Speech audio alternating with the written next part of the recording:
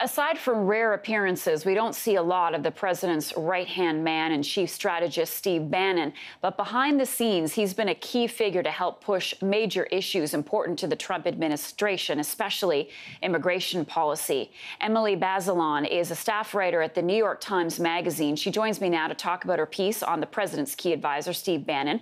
The article is called Department of Justification. Good morning. Welcome to our program, Emily. Thanks so much for having me. It is a fascinating read, this look inside how Steve Bannon, Jeff Sessions, and ultimately Donald Trump came together. But it's really Bannon's view that was the genesis of this relationship. How did Bannon develop this worldview where immigrants are bad and America is being overrun by crime and gangs? I think Bannon and Sessions have a nostalgia for a past version of the United States that had fewer people of color, that had a more kind of traditional European and Christian demographic. And the threat that Bannon and Sessions see is really the way in which the country is changing. And they seem determined to try to stave off that change, which is coming. How much power does Steve Bannon have in the White House? And I'll add to that, how much access does he have to Donald Trump?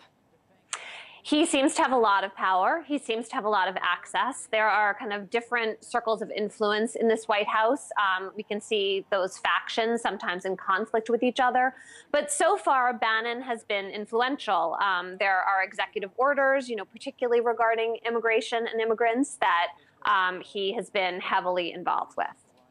Reports are he has an extremely bad temper, Steve Bannon. In fact, one of the American networks, I believe over the weekend, had shots of Bannon. You could see him inside what appeared to be the Oval Office, and he looked really fired up. He was angry.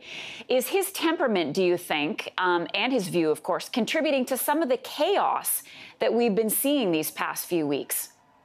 Well, I think Bannon himself has talked about wanting to, deconstruct the administrative state, having a kind of idea that Washington is better off with chaos and with kind of ripping up the usual establishment playbook. And so his temperament is playing into that, and it's very non-traditional for Washington. But, this is a match for Donald Trump, himself someone who is an outsider coming in with a lot of impatience for how things are usually done. And in your article, you talk about Bannon seeing Trump during the race for the Republican nomination as a vessel. Explain what you meant by that. Steve Bannon and Jeff Sessions started working together back in 2013, if not earlier. And at that point, their hope as real outsiders, kind of on the rightmost edge of Republican politics, at that point, they were trying to stop comprehensive immigration reform in Congress. In other words, the bipartisan bill that would have provided a path to citizenship for some undocumented people. Then Donald Trump comes along, and it's kind of serendipitous for them.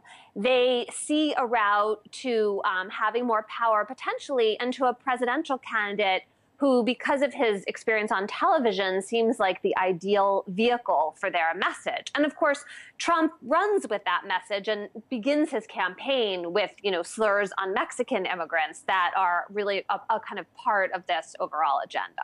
So today, in fact, this morning, we're expected to hear what this revised ban is going to look like. How big of a hand do you think that Steve Bannon had in this? Is he the architect of this ban? And again, I'll add to my question, given what happened with the first one, and that was a failure, how much will it change? I think this one will be much more buttoned up, legally speaking.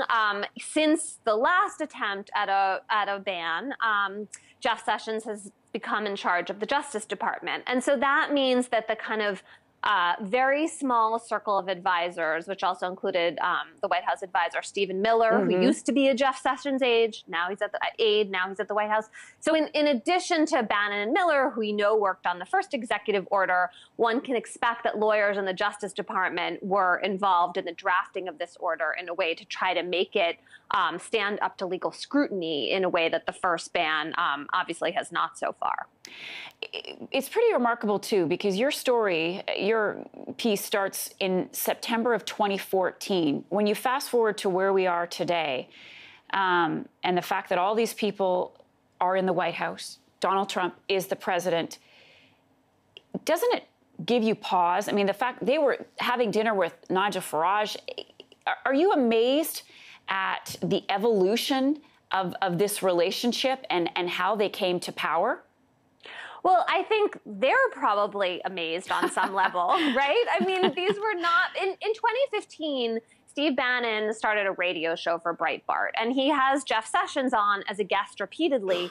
And one of the things he asked Sessions back then was, maybe you should run for president, right? I mean, which wasn't really such a realistic way of taking the White House. And so we're talking about people who saw themselves as outsiders and did not necessarily expect to be in this position at all, who now are at the very center of of the government, of the American government.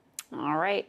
Emily Bazelon, again, the article is a gripping read for anyone interested in what's going on behind the scenes and how it all came to be.